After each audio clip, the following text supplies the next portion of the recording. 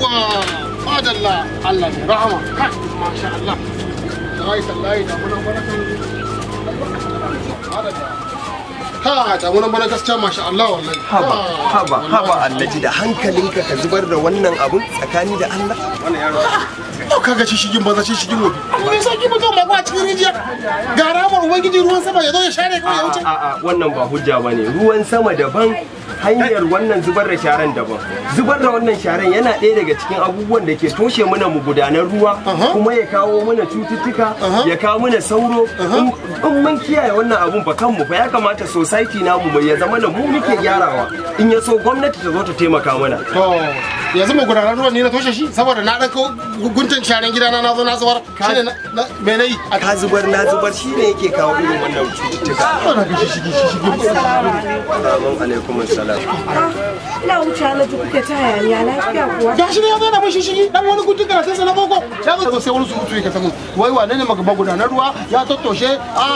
kaza kaza in daina zubarwa saboda na toshe hanyar ruwa babu ni na kawo hanyar ruwa kin san menene abin da faɗa ba shara bane wai ce mai ne fa zubar da sharan nan da ake bashi da amfani ya zubar na zubar wancan ya zubar shi yake kawowa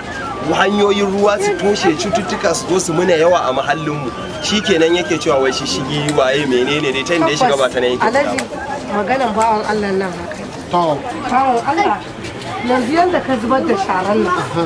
shi ya zubar ni na zubar yaya hanyar nan zai kasance akwai to yaya kenan madalla ruwan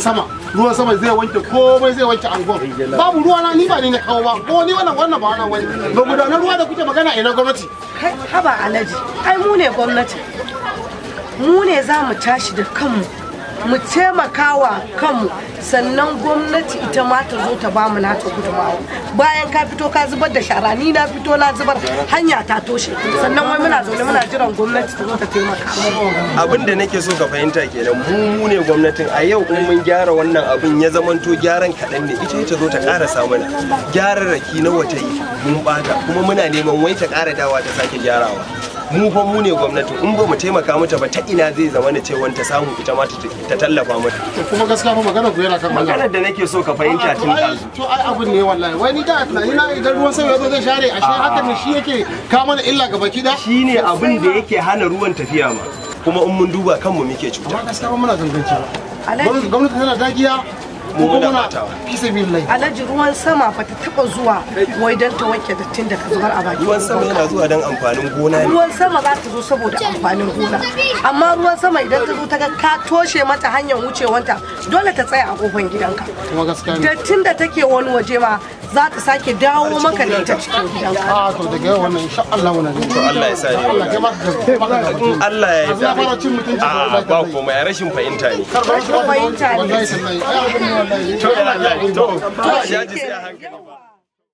wannan sako ne da ke zuwa muku daga Commissioner of Environment wato Injiniya Muhammad Ahmad Kamiru Wanori